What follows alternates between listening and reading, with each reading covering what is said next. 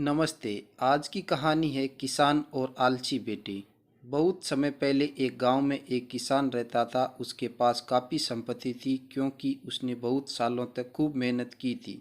उसके पास बहुत बड़े बड़े खेत थे, पर वह बहुत दुखी था क्योंकि उसके बेटे बहुत पसंद आलसी थे।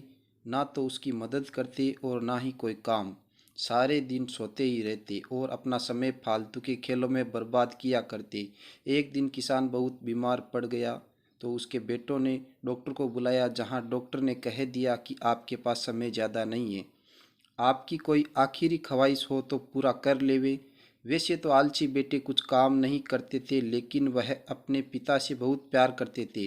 डॉक्टर के जाने के बाद वह सभी रोने लगे। अपने बेटों को दुखी देखकर किसान का दिल पिघल गया और कहा, चिंता मत करो बच्चों, मैं संरक्षित से तुम्हारी रक्षा करूंगा, जिससे तुम कभी भूखे न रहो। मैंने खेत में सारा धन गाड़ दिया है। जब वह तुम्हें मिले तो तुम लोग बाजार जाकर उसे बेच देना, वह तुम्हारी जिंदगी भर के लिए काम आएगी। कुछ ही समय बाद किसान की मृत्यु हो गई। कुछ दिन तक दुखी बेटे दुख के मारे कोई काम नहीं कर पाए, पर फिर उन्हें लगा भोजन के लिए कुछ तो करना पड़ेगा। बेटों ने खेतों में खुदाई शुरू कर दी, पर वहां उन्हें कुछ ना मिला। तो उसके पिताजी के एक दोस्त ने कहा, आखिर तुमने खेत तो जोत ही दिया है, तो क्यों ना बीज भी डाल दो। बेटे तैयार हो गए। खेत बुआई करके उन्होंने इंतजार किया। उस साल मूसलाधार बारिश हुई। एक दिन जब बेटे सुबह उठे तो उन्हें हवा में लहराते हुए अपनी फसल देखी।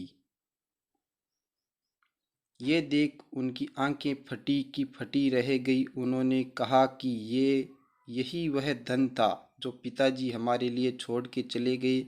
अगर हम काम करेंगे तो हम कभी भी भूखे नहीं रहेंगे।